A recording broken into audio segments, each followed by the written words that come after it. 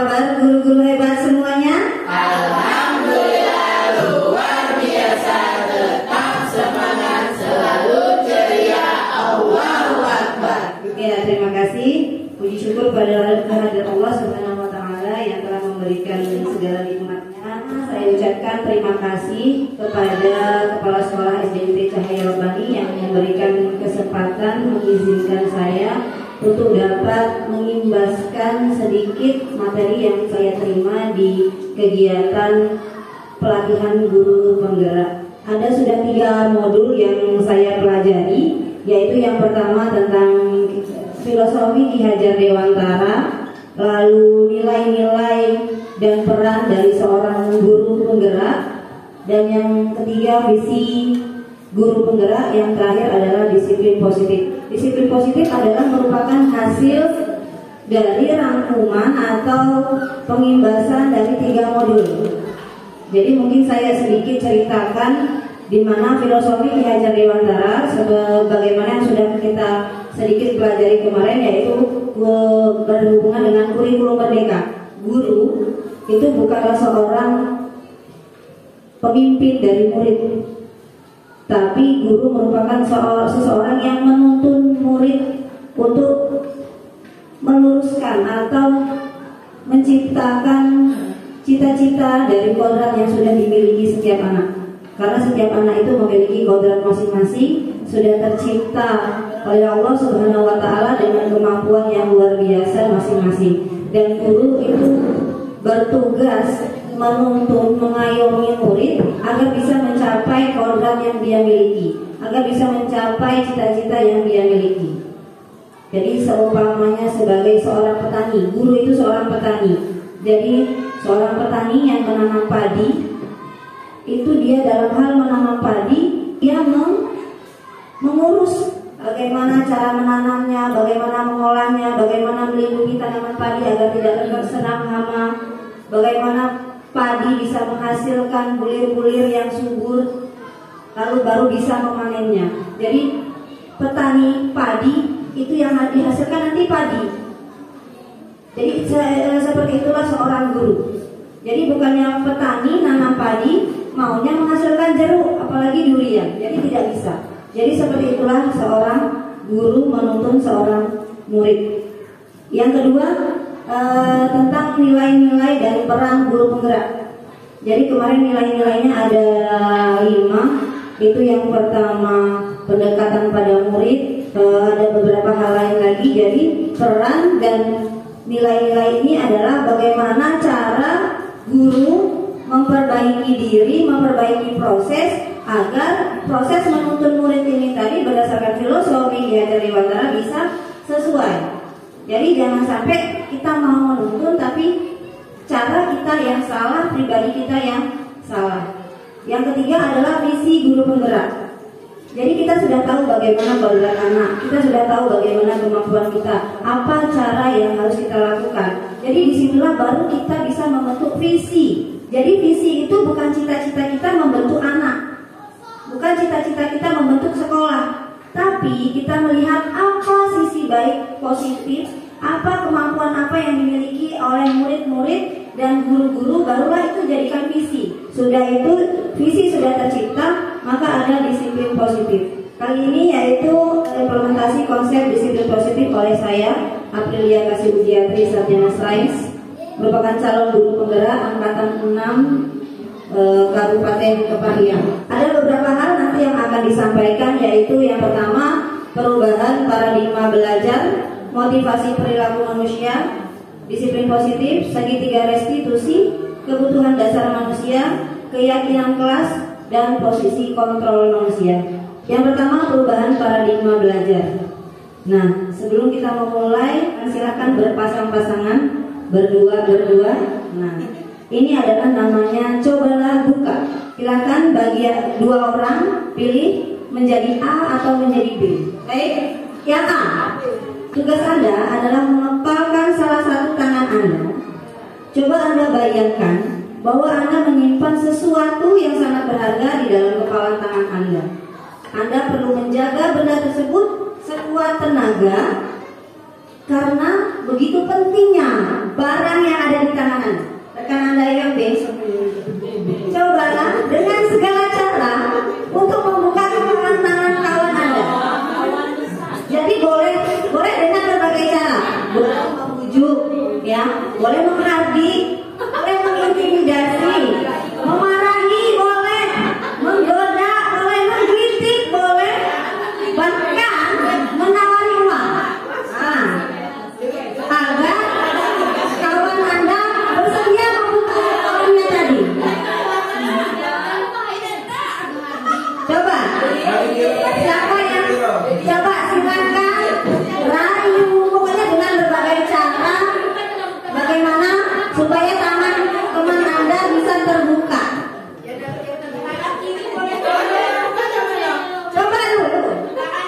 Coba dulu, bisa nggak? Boleh. Tangan kanan dikepal, tangan kiri boleh membela. Pokoknya apapun usaha sebagai A, kita berusaha menjaga, sedangkan yang B berusaha membuka.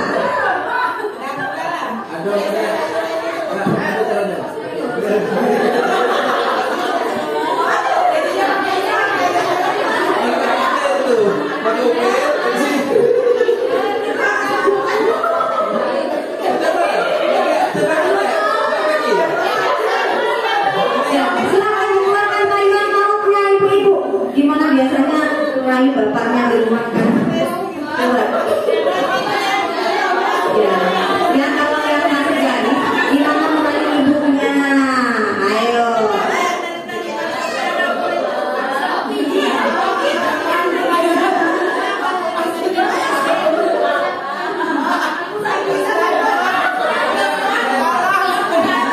Sudah? Ada yang bisa membuka? Ada yang bisa?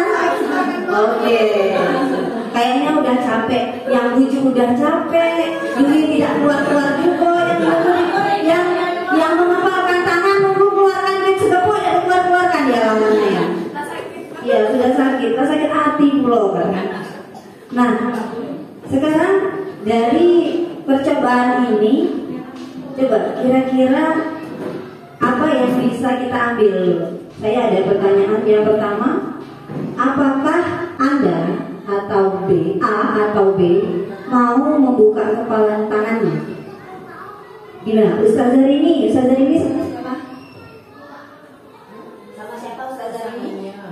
Sama Ustazah Nisi. Ustazah Nisi mau nggak membuka kepalan tangannya tadi? Nggak mau. Kencangnya dong. Usaha apa saja yang sudah diberikan? Rayu-rayu kan? Sudah dirayu, Digelitik. sudah digeliti. Nggak mau. Nggak mau. Sudah dikasih uang belum? Belum. Iya, berarti baru 2 usahanya ya. Sekarang coba Ustazah Nisi sebagai lawannya. Nah, tadi Ustazah Nisi mau nggak membuka kepalanya tadi? Kenapa tidak mau membukakan kepalanya? Padahal Ustazah ini sudah merayu, sudah digelitiki. Karena dalam genggaman saya sesuatu yang sangat berharga dan tidak boleh orang lain itu tahu. Terima kasih. Ya. Oke, jadi yang satu sangat menjaga, ya. Yang satu sudah berusaha. Ini sudah berusaha semaksimal mungkin ya. Berarti dalam kegiatan kita ini kan berdua. Siapa sebenarnya yang memegang kendali? Berarti yang pemegang kendali adalah si A. Ini berhubungan juga dengan murid kita. Jadi kita sebagai seorang pendidik, kita mengajarkan ke murid, kita mendidik murid kita. Jadi yang punya pemegang kendali antara guru dan murid sebenarnya siapa? Murid. Iya kan? Muridnya mau nggak sih sekolah? Mau nggak duduk dengan rapi? Mau nggak gurunya mengajarkan? Ya, berarti dalam kelas itu murid berperan sebagai A atau berperan sebagai pemegang kendali. Jadi kita guru adalah yang sebagai tim B-nya. Saya sendiri juga baru mempelajari modul ini baru satu ya, baru bagian perubahan paradigma belajar. Itu saya baru menyadari ternyata saya salah selama ini. Ya kan? Karena menurut saya misalnya saya belajar matematika. Oh, tujuan matematika hari ini menyelesaikan pecahan. Anak harus bisa berhitung, menjumlahkan pecahan biasa misalnya. Tetapi ternyata anaknya nggak mau. Kita belajar misalnya pakai media gambar. Oh, ternyata anaknya nggak mau. Berarti selama ini yang salah adalah proses mengajarnya. Nah, jadi kita sebagai guru itu tadi harus bisa membujuk, ya, melakukan segala cara agar ya. Kalau di sini kan kalau kita prakteknya untuk membuka kepala tangan. Tapi kalau untuk murid, berarti kita harus mencari semua cara agar si pemegang kendali ini bisa kita kendalikan. Ya, bagaimana cara agar murid kita bisa kita alihkan perhatiannya? Ya kan, kalau kita mau ada orang mengepalkan kepala tangan, kalau dia sangat konsentrasi dengan tangan ini, apakah mungkin akan terbuka? Tidak kan? Jadi kalau misalnya kita alihkan perhatiannya, kita buat senang hatinya, kita luluhkan hatinya, dengan sendirinya dia orangnya pasti akan membuka kepala tangan. Jadi dalam pembelajaran ini ada namanya teori kontrol dari Dr. William Glasser.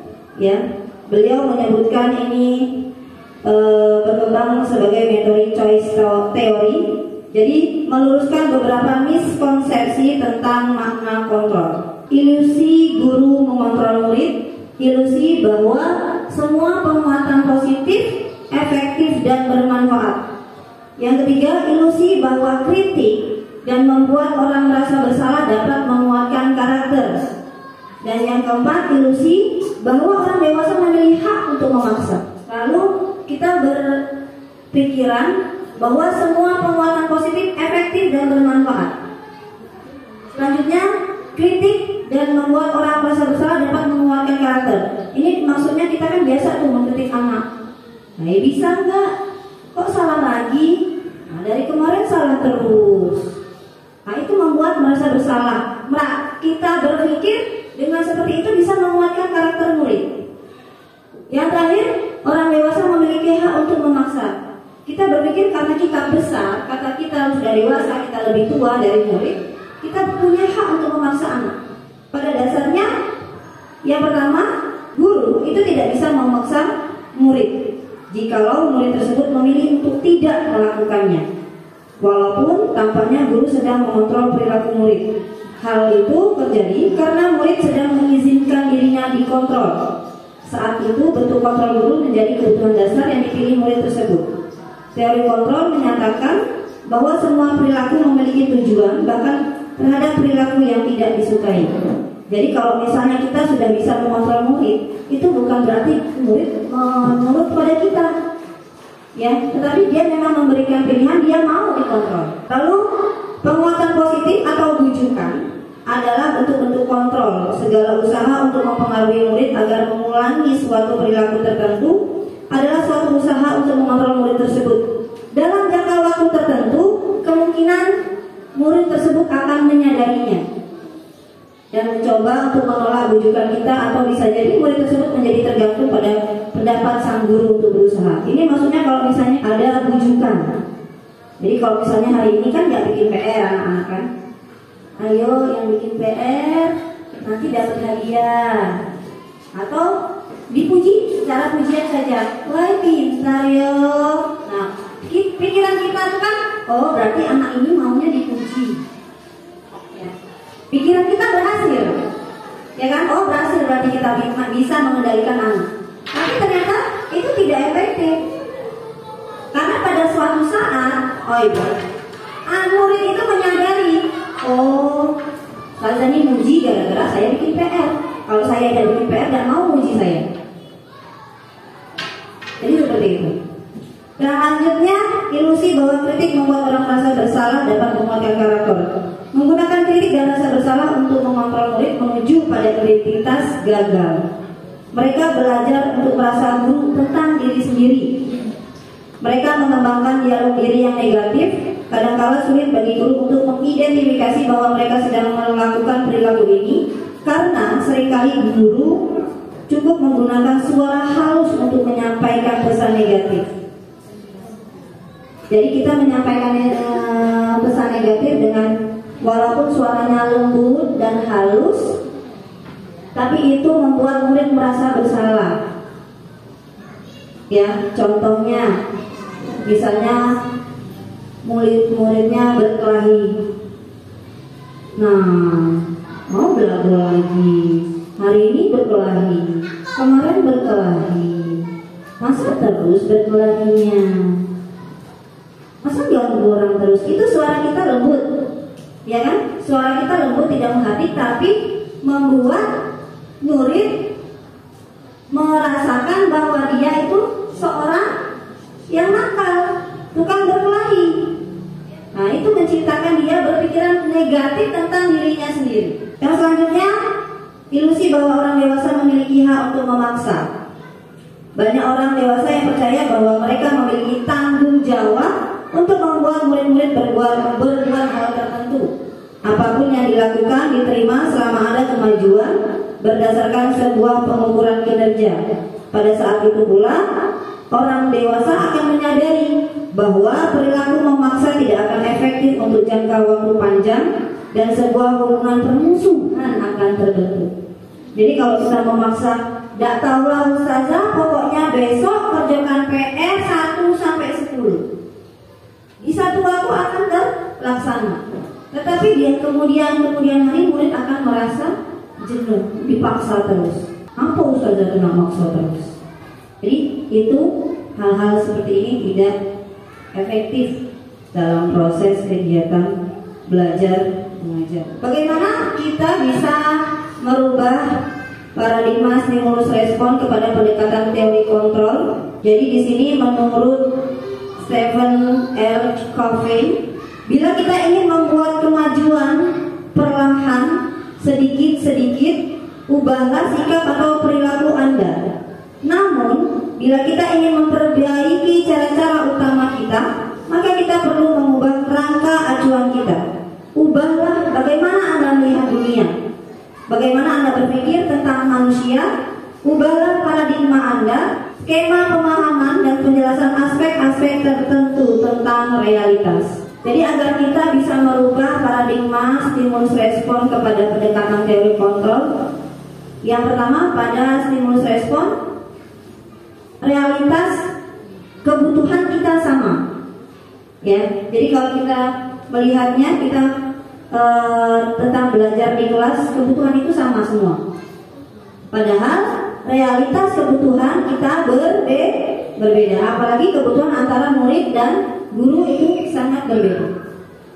Terus di stimulus respon semua orang melihat hal yang sama. Tetapi pada teori kontrol setiap orang memiliki gambaran berbeda. Jadi setiap anak pun apa yang dilihatnya berbeda. Jadi kalau misalnya saya memberi sebuah gambar anak ayam misalnya, yang biasa kita enak menilainya gambaran itu beda atau tidak, biasanya kelas 1. Kasih gambar anak ayam. Ini apa? Coba ini apa? Ada yang bilang anak ayam, ada yang bilang ayam, ada yang bilang bebek, ada yang bilang unggas, ada yang bilang itu gambar, atau ada yang bilang itu foto. Jadi apa yang kita lihat adalah berbeda.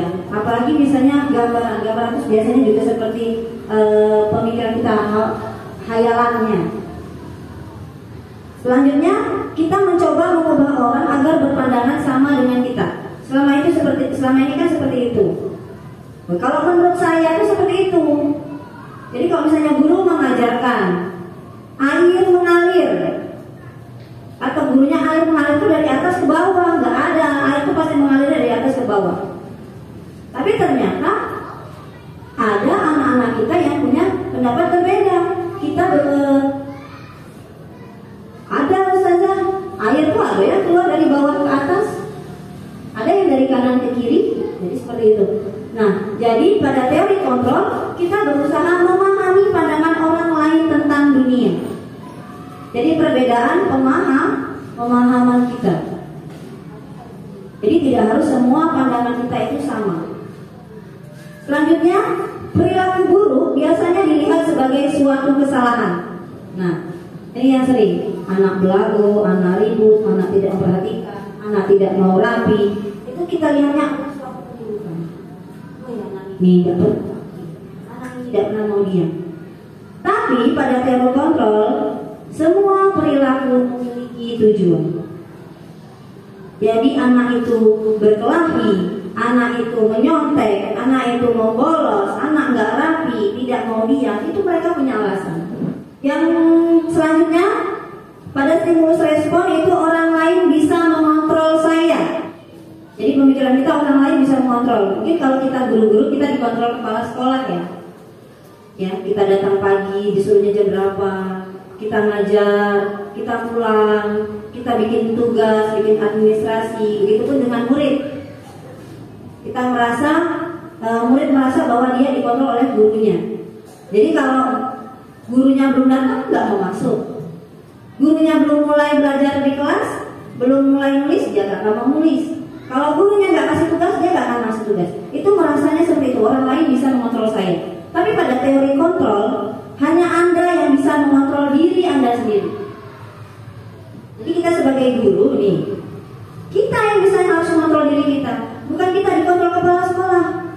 Kita mau ngajar, kita bagaimana cara mendidik murid, bagaimana kita memperbaiki diri, harusnya diri kita sendiri yang mengontrol, bukan yang dikontrol kepala sekolah. Dan murid pun seperti itu. Bagaimana murid datang ke sekolah, murid sudah bisa saat jam pelajaran, oh sudah jam 8, harusnya belajar. Belajar apa sekarang? Oh belajar tema, buka buku tema. Jadi itu, dia yang mengontrol diri sendiri. Selanjutnya, pemaksaan ada pada saat bujukan gagal. Nah, ini pada kita membuka tangan tadi, kalau sudah dibujuk, gak bisa, ini dipaksa. Ayolah nak, ya duduk yang rapi. Gak bisa juga, duduk nak, jangan pergi-pergi. Dari ta'adidak yang biasa diam, duduk diam-diam sini ya. Jadi seperti itu. Jadi biasanya kan kita seperti itu, pemaksaan pada saat bujukan gagal. Nah, di teori kontrol itu kolaborasi dan konsensus menciptakan pilihan-pilihan baru. Jadi kita kasih pilihan ke anak-anak. Ayo, ini tadi nggak mau diam, berarti maunya gimana belajarnya? Ini nggak menjamin PR, sudah beberapa kali nggak bikin PR, jadi maunya gimana? Kita kasih pilihan. Kita beri pilihan, mau bikin PR-nya di rumah atau kerjakan tugasnya selesaikan di sekolah, atau PR-nya diganti dengan yang lain. Jadi seperti itu. Jadi ada pilihan lain jika memang perintah tidak sesuai. Yang terakhir, stimulus respon, model berpikir menang kalah. Jadi kita berpikir kadang kalau misalnya anak murid kalah, ya aku yang menang, ya kan? Atau misalnya kita nggak bisa ngikutin murid, ya aku kalah, murid yang menang. Tapi sini tidak. Pada teori kontrol itu model berpikirnya adalah menang-menang. Jadi murid bisa mengikuti kehendaknya, guru kehendaknya pun sampai dengan murid. Jadi itu tidak ada lose win, tapi adanya win-win. Semuanya menang dan semuanya tercapai. Setelah kita misalnya merubah bagaimana paradigma kita tentang murid dan guru, lalu ada yang namanya disiplin positif. Nah, ada kata disiplin positif, selama ini kita biasa penerapan disiplin. Ayo, ustaz-ustazahnya ditingkatkan disiplinnya, anak-anaknya ditingkatkan disiplin, ya. Coba, ada yang bisa memberikan pendapatnya, pengetahuan awal tentang disiplin positif. Disiplin positif itu adalah sesuatu yang baik yang kita lakukan secara terus-menerus berdasarkan kesadaran. Kesadaran akan manfaat apa yang bisa kita ambil dari disiplin itu sendiri. Gitu. Ya, terima kasih ya Ustaz Zansi. Ada yang lain lagi? Mungkin beda pendapatnya. Ustaz Zania ada pendapat lain? Mungkin merupakan dan disiplin dalam cara mendidik untuk mengontrol diri. Disiplin tentang cara mendidik untuk mengontrol diri. Ya, terima kasih Ustazah Nia. Ada yang lain lagi? Ya.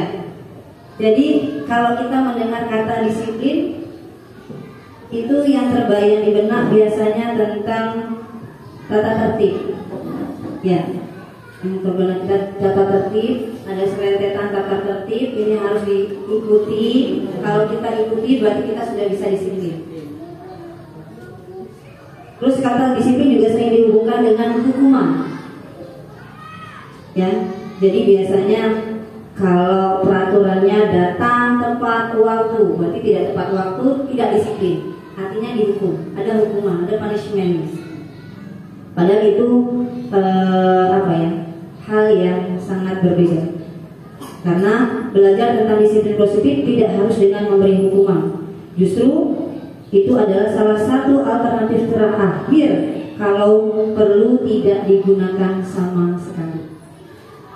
Jadi dalam budaya kita, makna disiplin dimaknai sebagai suatu yang dilakukan seseorang pada orang lain untuk mendapatkan kepatuhan. Ya kan? Kita melakukan ini untuk patuh kepada orang lain. Kita cenderung menghubungkan kata disiplin dengan ketidaknyamanan. Benar nggak sih? Coba yang kita rasakan sendiri sebagai guru. Apa disiplin kita? Minimal paling awal kita ke sekolah datang pagi. Masih adakah yang merasa tidak nyaman datang pagi-pagi? Ya kan? Jadi pemikiran kita disiplin itu hal yang tidak nyaman. Dari Ki Hajar Dewantara menyatakan bahwa di mana ada kemerdekaan, disitulah harus ada disiplin yang kuat. Sungguh pun disiplin itu bernama self-disiplin, yaitu kita sendiri yang mewajibkan kita dengan sekeras-kerasnya. Tetapi itu sama saja. Sebab jikalau kita tidak cakap melakukan self-disiplin, wajiblah penguasa lain mendisiplinkan diri kita, dan peraturan demikian itulah harus ada di dalam suasana yang merdeka. Nah, disiplin ini terbagi dari makna kata disiplin dan nilai-nilai kebajikan. Jadi, disiplin diri dapat membuat seseorang menggali potensinya menuju kepada sebuah tujuan, sesuatu yang dihargai dan bermakna. Dengan kata lain, disiplin diri juga mempelajari bagaimana cara kita mengontrol diri dan bagaimana menguasai diri untuk memilih tindakan yang mengacu pada nilai-nilai yang kita hargai. Dengan kata lain juga, seseorang yang memiliki disiplin diri berarti mereka bisa bertanggung jawab terhadap apa yang dilakukannya, karena mereka mendasari tindakan mereka pada nilai-nilai kebajikan universal. Jadi yang maksud disiplin ini bukan dari orang lain, bukan akan peraturan. Jadi disiplin itu maksudnya dari diri sendiri, di mana kita menghargai diri kita sendiri, bukan sesuatu yang menghargai orang lain. Kalau kita misalnya bekerja atas dasar perintah dari atasan, itu berarti bukan disiplin positif. Itu berarti kita dikontrol, kita nuruti kehendak orang. Itu bukan disiplin positif dari kita. Jadi disiplin positif itu kita memiliki kemampuan diri kita sendiri dan kita kembangkan, kita lakukan karena kita menghargai diri kita. Jadi kita datang ke sekolah pagi-pagi itu bukan karena kepala sekolah, bukan karena dicatat jamnya, bukan karena mau dipotong gajinya, tetapi memang kita menghargai, oh saya ini guru, saya menghargai diri saya sebagai guru. Jadi saya datang awal pagi dengan semangat, dengan ikhlas karena Allah Ta'ala dan diri saya sendiri. Dan itu bertanggung jawab kepada diri sendiri. Jadi kembali kepada yang posisi kontrol itu tadi, yang mengontrol diri adalah kita. Disitulah terjadi disiplin diri atau disiplin positif. Untuk memenuhi disiplin positif ini, ada nilai-nilai kebajikan yang harus dipenuhi, baik kita ataupun murid. Nah, disiplin positif ini juga kita harusnya bentuk pada murid-murid kita. Jadi jangan sampai kebutuhan belajar mereka bukan atas dasar keinginan kita, tetapi memang dari kesadaran mereka sendiri. Mereka yang mau, mereka yang ingin, mereka yang minta. Jadi saat kita belajar, jangan sampai kita misalnya punya materi, kita catatkan di depan. Kalau kita belum perintahkan anak nulis, dia nggak akan nulis. Minimal seperti itu.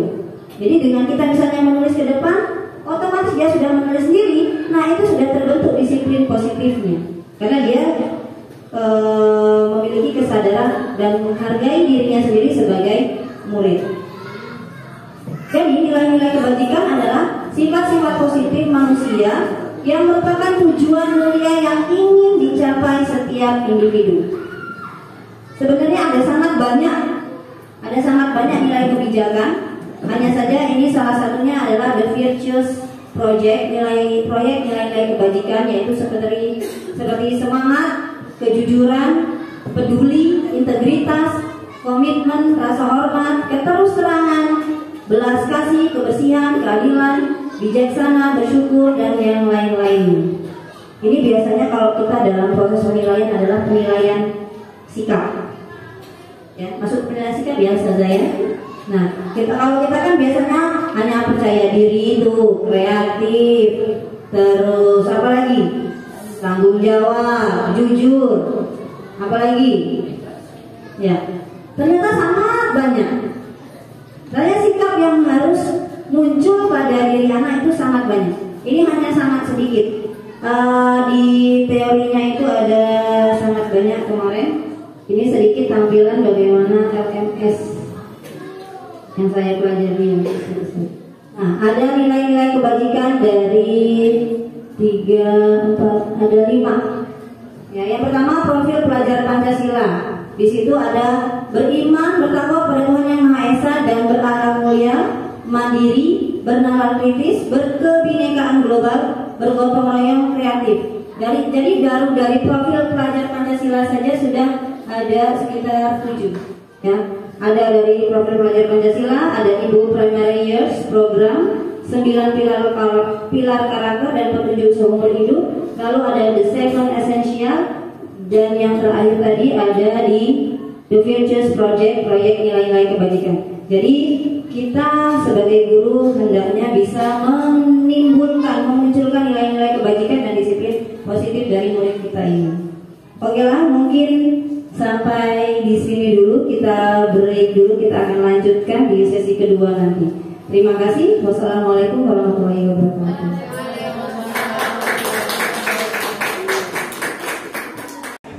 Bismillahirrahmanirrahim. Assalamualaikum warahmatullahi wabarakatuh. Tolong mohon ustazah duduknya di sini biar penuhi kursi, karena di shownya kursinya banyak kosong, kayaknya jualan saya nggak laku. Nah, kita cek konsentrasi dulu. Oke, memory of time. Jadi silahkan dilihat. Oke, silahkan diperhatikan gambarnya. Oke, sudah puas? Sudah? Nanti akan ada pertanyaan. Oh, dari situ. Hitungannya 1, 2, 3, 4, 5. Berapa jumlah anak yang duduk di barisan pertama? 2. 6. Oke. Siapa yang jawab 4? 1, 2, 3, 4, 5. Siapa yang jawab 6? 1, 2, 3, 4, 5. Siapa yang jawab 2? Oke, jawabannya 4.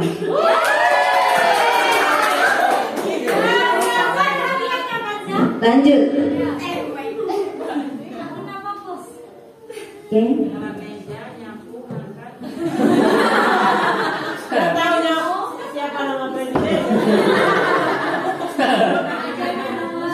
Sudah? Warna buku yang dimasukkan ke dalam rak oleh anak perempuan. Merah.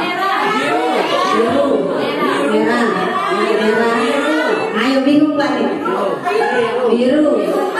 Kenapa ada yang hijau? Kami fokus anak yang bawa. Oke. Dibawa ke anak. Jawabannya merah. Lagi. Yang peserta. Berapa banyak sepatu warna merah?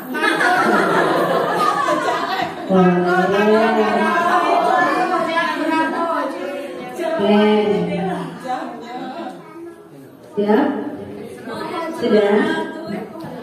1, 2,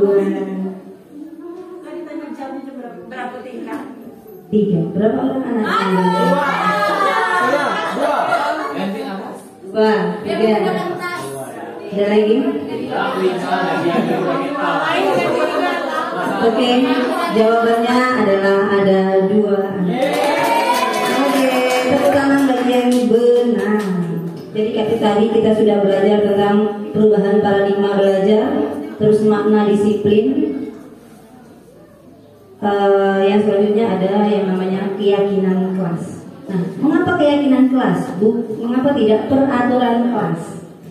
Biasanya kita sudah punya di kelas kita, di sekolah kita itu peraturan ya.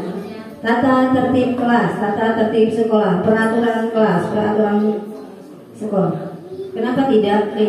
Mengapa keyakinan kelas? Mengapa tidak peraturan kelas saja?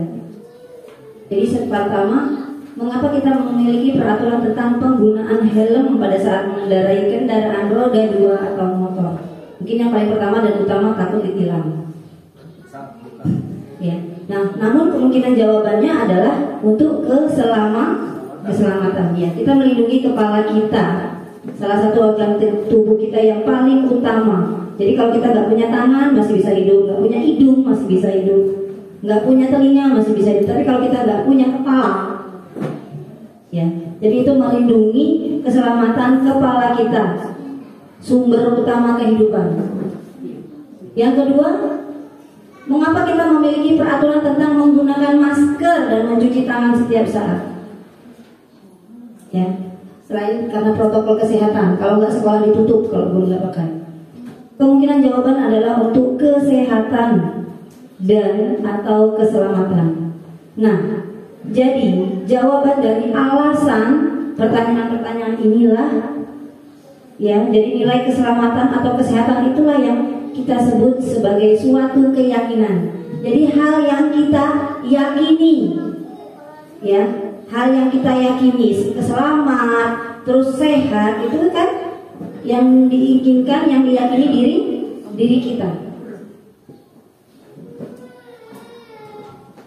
Jadi nilai-nilai keselamatan atau kesehatan inilah yang kita sebut sebagai suatu keyakinan, yaitu nilai-nilai kebajikan universal yang disepakati secara tersirat dan tersurat, lepas dari latar belakang suku, negara, bahasa maupun agama. Jadi nggak ada alasan apapun. Yang namanya keyakinan adalah yakin dari diri sendiri. Nah, ini yang kita coba untuk kita alihkan kebiasaan kita membuat peraturan kelas menjadi keyakinan kelas. Dalam membuat keyakinan kelas atau keyakinan sekolah itu ada hal-hal yang mempengaruhi atau faktor-faktornya. Jadi yang pertama, keyakinan kelas bersifat lebih abstrak daripada peraturan yang lebih rinci dan konkret. Lalu keyakinan kelas berupa pernyataan-pernyataan universal. Pernyataan keyakinan kelas senantiasa dibuat dalam bentuk positif. Jadi kata-katanya yang dibikin adalah keyakinan kelas adalah kata-katanya berbentuk positif. Keyakinan kelas hendaknya tidak terlalu banyak sehingga mudah diingat dan dipahami oleh semua warga kelas. Keyakinan kelas sebaiknya sesuatu yang dapat diterapkan di lingkungan tersebut.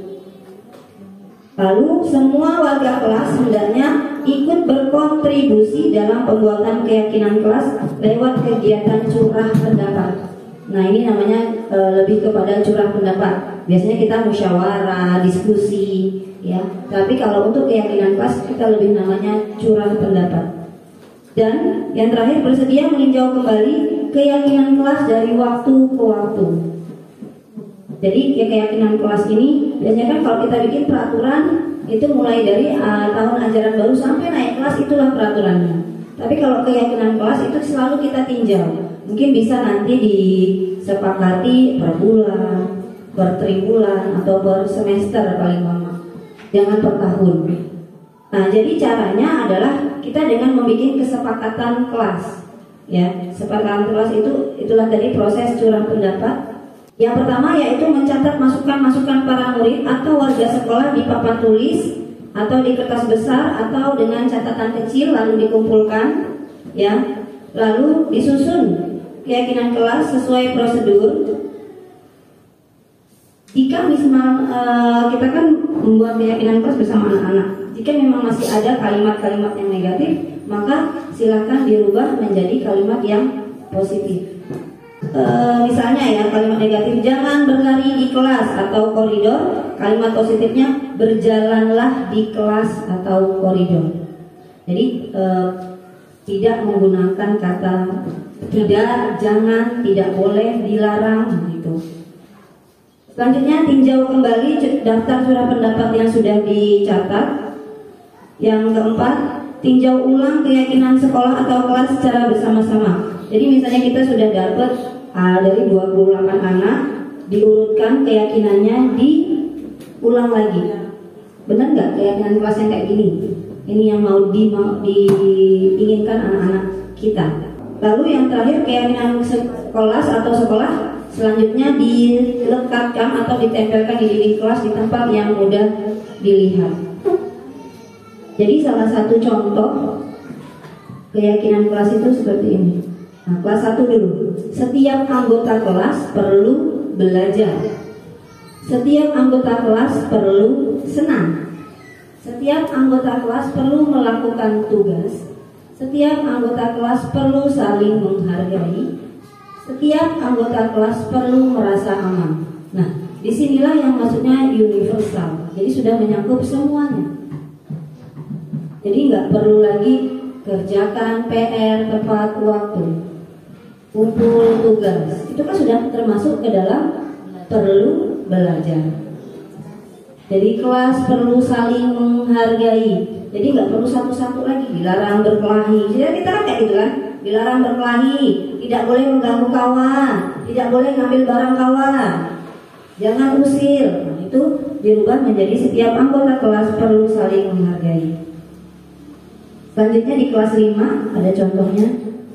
Selalu bersikap positif, senantiasa menjadi diri terbaik, percaya dan menghormati orang lain serta barang miliknya, berkomitmen terhadap setiap tugas, senantiasa membantu. Keyakinan kelas ini lebih pada apa yang diinginkan dari murid-murid kita. Jadi bukan sekedar peraturan 1, datang tepat waktu, 2, sholat 5 waktu. Itu yang namanya keyakinan kelas. Selanjutnya ada motivasi perilaku manusia. Jadi baik kita sebagai guru ataupun murid itu punya motivasi atas setiap perilakunya. Menurut Diane Gosson ada 3 motif perilaku manusia. Yang pertama adalah untuk menghindari ketidaknyamanan atau hukuman. Ini salah satu contohnya jika anak sering tidak masuk sekolah, alasannya sakit, 2 hari sekali mas sakit, seminggu sekali mas sakit. Kemungkinan dia merasakan ketidaknyamanan atau dia pernah dihukum. Jadi dia menghindari itu. Yang kedua, untuk mendapatkan imbalan atau penghargaan dari orang lain. Jadi kalau anaknya rajin datang pagi atau rajin bikin PR, kenapa bikin PR? Kata ustazah, siapa yang bikin PR dapat permen 1. Dan yang ketiga, untuk menjadi orang yang mereka inginkan dan menghargai diri sendiri dengan nilai yang mereka percaya. Nah, kalau ini memang benar-benar dari diri sendiri. Selanjutnya ada kebutuhan dasar. Jadi setiap manusia tercipta memiliki kebutuhan dasar yang memang harus dipenuhi. Yang pertama adalah kebutuhan untuk bertahan hidup, cinta dan kasih sayang, love and belonging. Yang ketiga kebebasan atau freedom, 4 kesenangan fun, dan 5 kekuasaan atau power. Di sini ada kasus ya, seorang guru wali kelas ya sedang bingung menghadapi salah satu muridnya di kelas, namanya Doni. Ini contoh kasus. Jadi beberapa anak di kelas 2A telah datang padanya mengeluhkan karena seringkali Doni ini meminta bekal makan siang mereka dengan paksa. Jika Anda menghadapi situasi seperti ibu ini, apa yang akan Anda lakukan? Menurut Anda kira-kira apa alasan Doni melakukan itu? Nah, dari 5 kebutuhan dasar. Yang pertama, kebutuhan untuk bertahan hidup. Apabila jawaban Doni ketika ditanya oleh Ibu Ambar adalah karena ia lapar, orang tuanya nggak ngantar makanan. Ya, sering ini ya kasus kita ya terdengar, Ustazah nasi aku diminta terus kayak itu. Aku belum makan, aku belum kenyang lah diminta. Jadi kita cari tahu ada 5 kebutuhan dasar apa yang tidak terpenuhi oleh anak itu. Yang pertama, apakah kebutuhan bertahan hidup? Ya, jadi kalau misalnya jawabannya nasi aku tidak datang, aku lapar, aku tak makan juga. Jadi seperti itu berarti kebutuhan untuk bertahan hidup.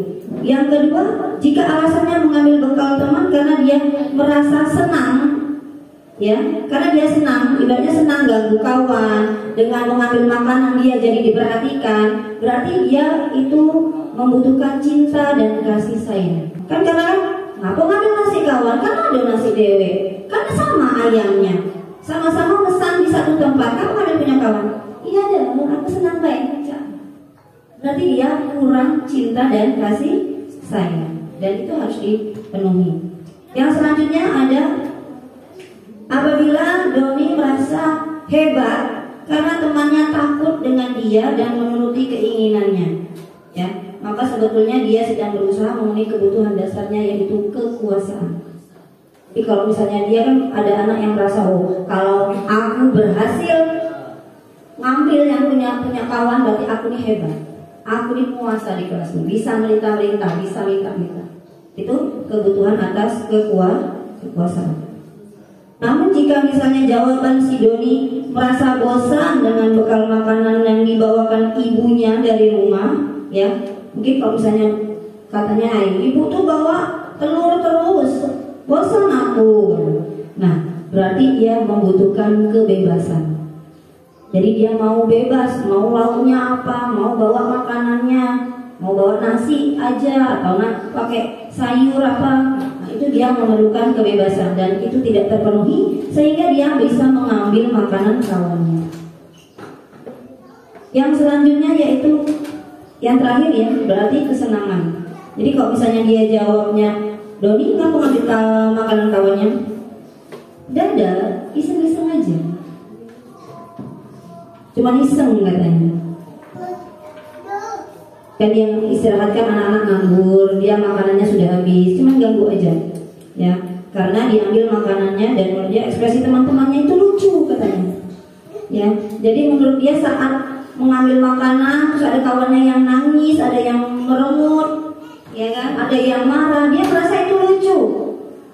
Nah itu adalah kebutuhan akan kesenangan. Nah dari keyakinan kelas, kebutuhan dasar, ya. Di sini selanjutnya ada posisi kontrol restitusi. Di manakah kita? Penghukum, pembuat merasa bersalah, sebagai temankah kita dengan murid, sebagai pemantau, atau sebagai manajer? Kali ini kita akan membahas tentang 5 posisi kontrol yang dilakukan oleh Diane Lawson dan contoh penerapannya.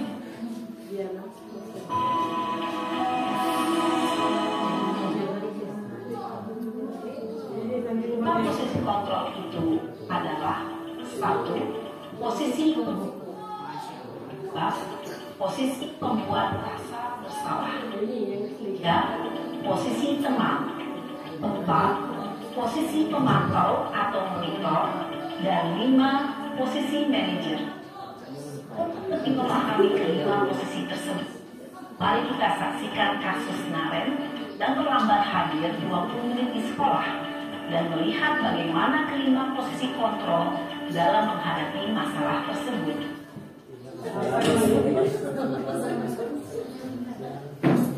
Naren!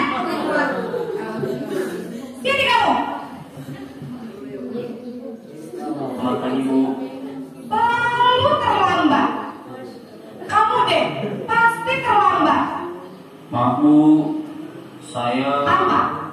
Apa coba? Alasan kamu apa lagi? Kapan sih kamu tidak terlambat?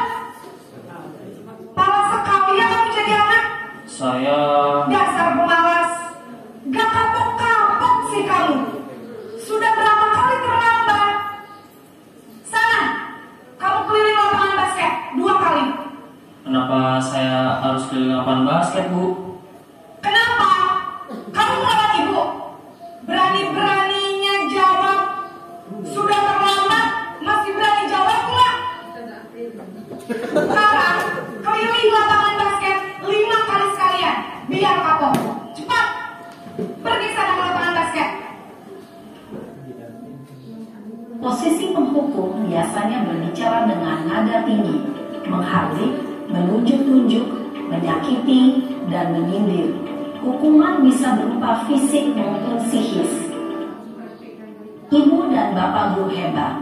Dampak yang terjadi pada murid ketika guru berada pada posisi penghukum adalah murid cenderung akan memberontak, bahkan menyimpan dendam.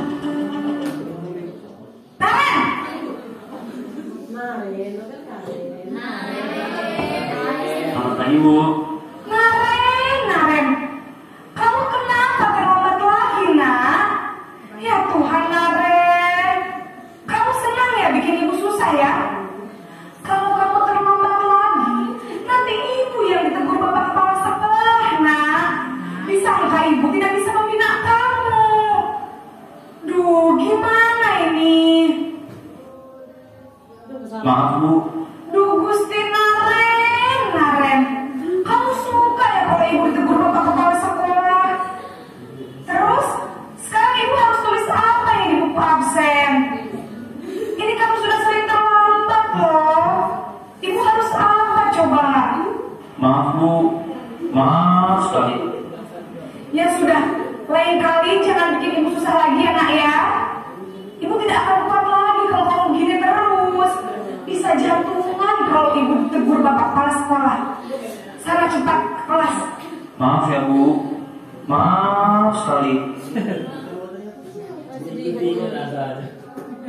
Posisi pembuat rasa bersalah berbicara dengan nada tenang, cenderung lembut. Namun kata-kata yang diutarakan membuat murid merasa menjadi orang yang gagal, memandang buruk dirinya sendiri, merasa tidak berharga, dan tidak sanggup membahagiakan orang lain. Ketika guru mengambil posisi pembuat rasa bersalah, murid akan menganggap dirinya yang bersalah dan ia akan menyimpan emosi negatif tersebut di dalam dirinya.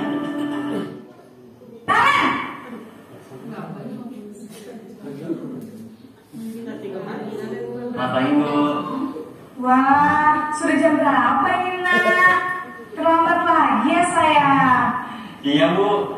Habis ibu saya belum membangunkan saya Bu. Kamu malah menyalahkan ibu kamu. Kamu bukannya anak yang larinya paling kencang.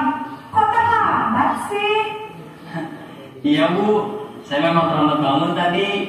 Jadi biarpun saya lari kencang, tetap gak kekejar Bu. Ya sudah sana. Nanti lain kali larinya lebih kencang lagi ya. Biar gak terlambat lagi. Bikin seneng ibu. Demi ibu. Bisa kan? Bisa lah Bu. Ya sudah sana masuk kelas. Ibu beresin urusan absen kamu. Kamu ini ada-ada saja. Dalam posisi teman, guru berbicara dengan nada suara ramah, akrab, cenderung bersenda gurau untuk menjaga suasana tetap santai. Murid akan merasa senang, aman, dan akrab dengan guru. Identitas yang tercipta adalah identitas sukses atau berhasil. Namun, perlu diingat, karena ini masih dorongan eksternal, maka ada faktor ketergantungan dari murid kepada orang tertentu. Di sini guru absennya, sehingga di lain waktu murid bisa berperilaku baik, namun hanya kepada orang-orang tertentu saja. Tes.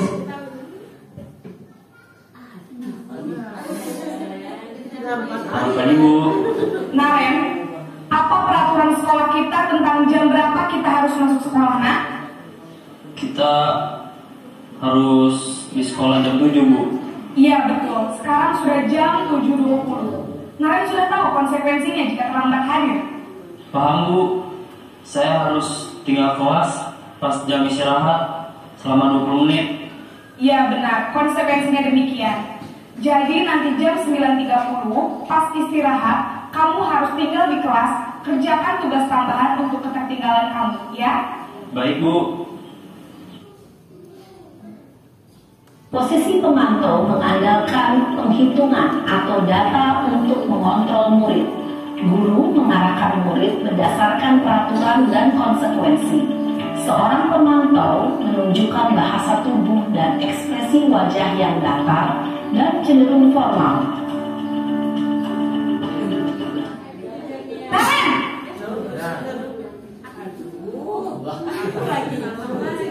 Selamat pagi, Bu. Selamat pagi, Naren. Maaf, Bu. Saya terlambat. Iya, sekolah masuknya jam 7, sekarang sudah jam 7.20. Jadi sekarang bagaimana ini, Naren? Maaf, Bu. Saya lupa setel alarm saya semalam.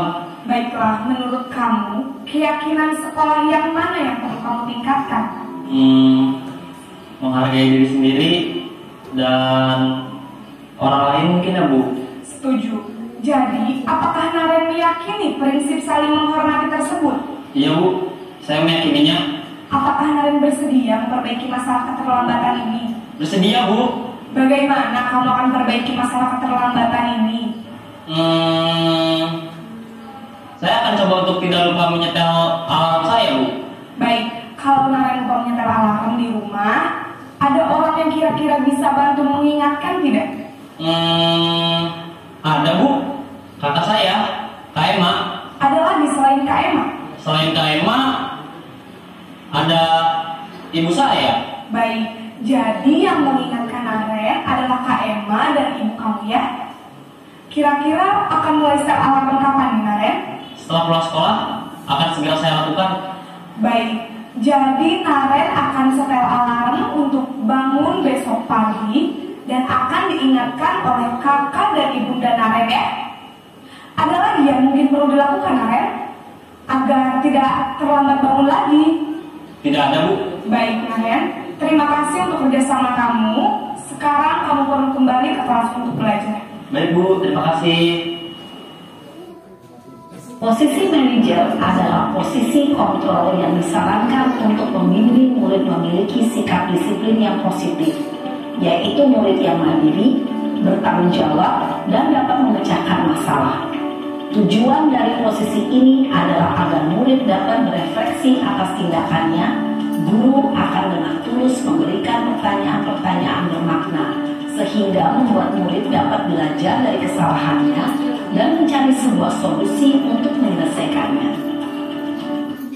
Ibu dan Bapak guru hebat, setelah mengamati adegan kelima posisi kontrol tadi, kira-kira posisi mana yang paling ideal?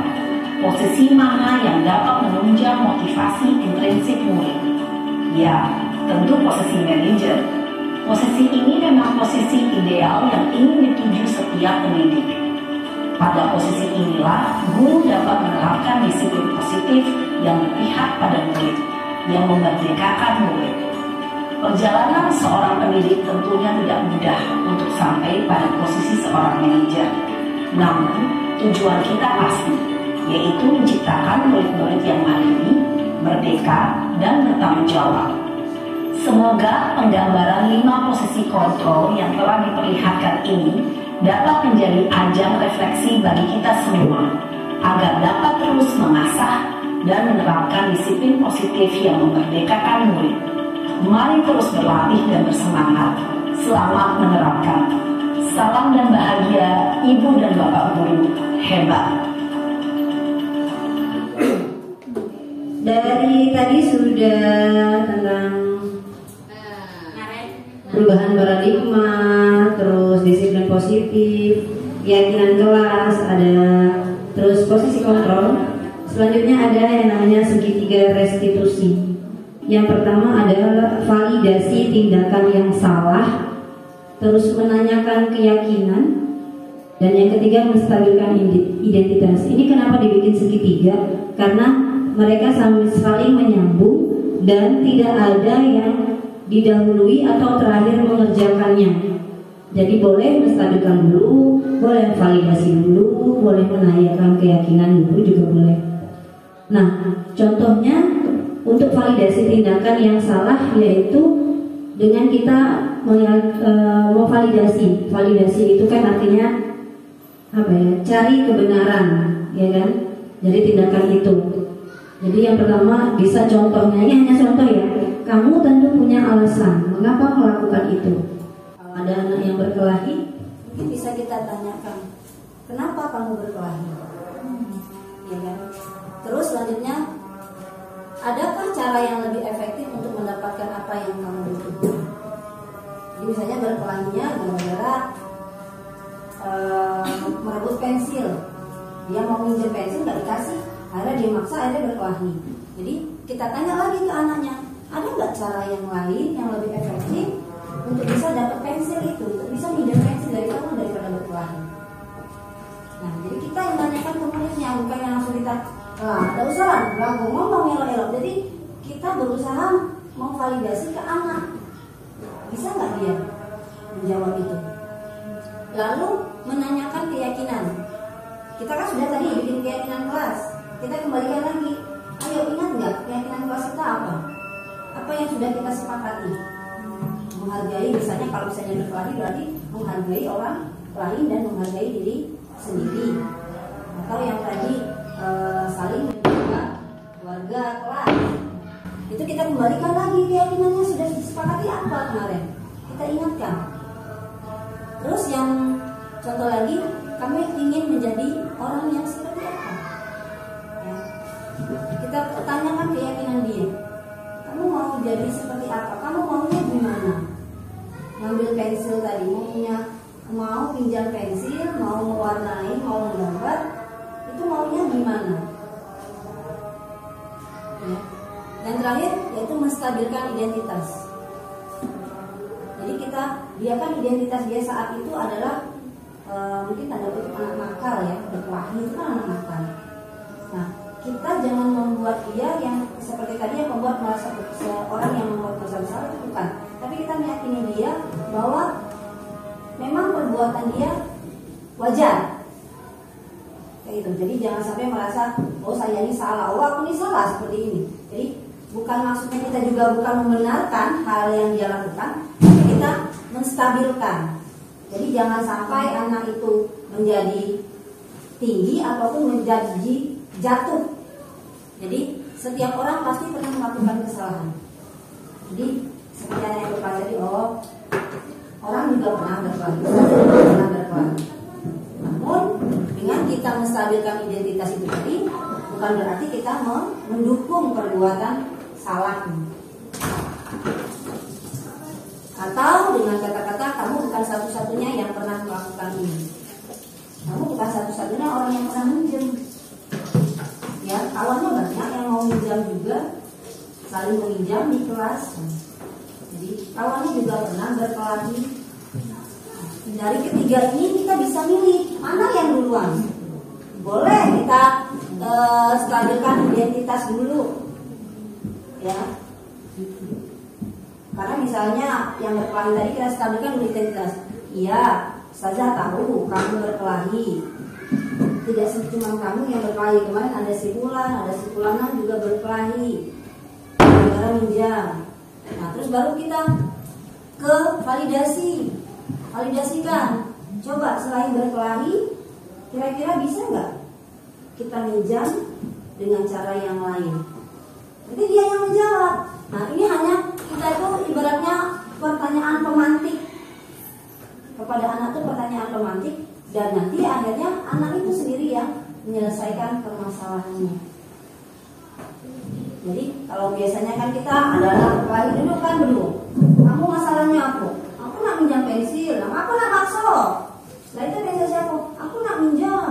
Tadi dia minjamkan. Jadi biasanya kan seperti itu. Nah, ini kalau ini kita kembalikan kepada anak, bagaimana anak itu menyelesaikan masalahnya sendiri. Dari yang sudah kita pelajari, memang sulit, ya. Karena saya juga sudah sedikit praktek dalam menyelesaikan permasalahan anak. Yang namanya semua berubah itu nggak gampang, ya.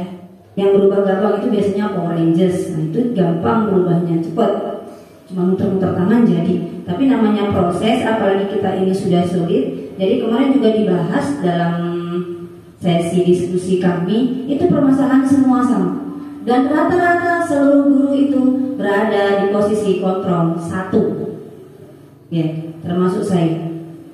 Jadi untuk merubah apalagi dari posisi 1, posisi pembuku ke posisi manajer itu sangat-sangat sulit. Namun dari ilmu yang sudah kita pelajari, ada baiknya kita mulai berubah dikit-dikit. Jadi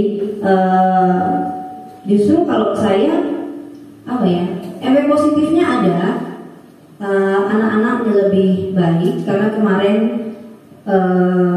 saya sudah datang pagi ke sekolah. Terus ada urusan ke yayasan, itu tiba-tiba anak datang, ya. Biasanya kan anak kalau misalnya anak itu takut dengan gurunya, itu kalau ada kesalahan ditutup-tutupi. Misalnya ini siapa yang menjawab, bukan aku. Tapi begitu kemarin, alhamdulillah sudah ada anak yang tiba-tiba datang, Ustazah, kami nak ngaku kesalahan, saya ketawa-ketawa. Lah kesalahan apa? Pagi-pagi lah bikin kesalahan, pikir saya kan. Kami merusak kunci kelas Ustazah. Berarti di situ sudah ada sedikit perubahan bagi murid, bahwa dengan kita merendahkan diri kita sedikit, merubah posisi kontrol kita sebagai guru, itu efeknya ada. Walaupun efek negatifnya yaitu saya menjadi kurang ditakuti lagi sama anak. Ya, jadi kurang ditakuti. Ya, jadi biasanya kan kalau masih di kelas 1, kelas 3 dan kelas 4 mungkin masih ya. Begitu saya naik tangga, April masuk semua berlari. Tapi begitu saya sudah naik di kelas 5, itu sudah kurang sekali.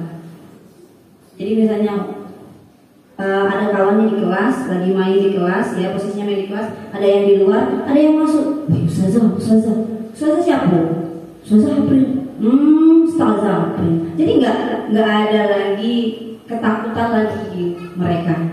Jadi seperti itu. Mungkin memang kita lebih enjoy sama anak-anak.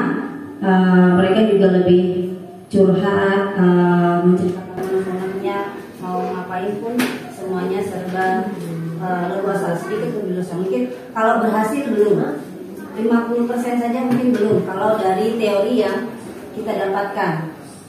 Jadi mungkin itu saja, karena sudah zuhur juga. Dan tadi mungkin dapat pertanyaan sedikit dari Ustazah Nisi. Jadi bagaimana sih kita membuat disiplin positif itu timbul dengan sendirinya? Memang proses tidak bisa seperti membalikkan telapak tangan. Itu tadi dengan kita membuat keyakinan kelas, terus menjadikan posisi kontrol kita sebagai manajer, dan merubah paradigma kita tentang pendidikan. Dan lalu ada satu lagi, itu bagaimana kita memilih motivasi perilaku. Salah satu perilaku motivasi itu, ya. Jadi kalau misalnya kita terbiasa menghindari ketidaknyamanan, kita terbiasa melakukan sesuatu karena imbalan atau hukuman, maka murid itu akan seperti itu.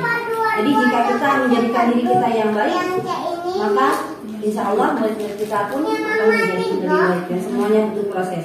Terima kasih semuanya. Wabillahi taufiq wal hidayah. Wassalamualaikum warahmatullahi wabarakatuh.